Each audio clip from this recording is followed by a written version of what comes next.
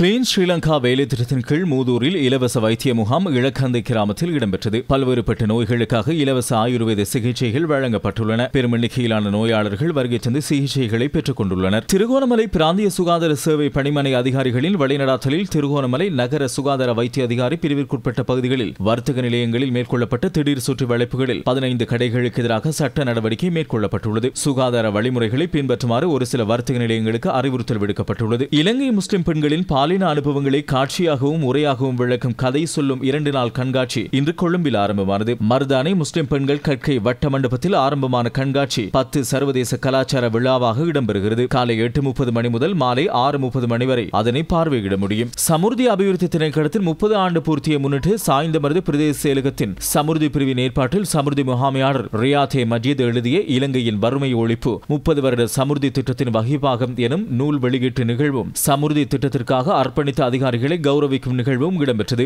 நிகழ்வு தென்கிழக்கு பல்கலைக்கழக தொழில்நுட்ப பீட கூட்ட மண்டபத்தில் நடைபெற்றது.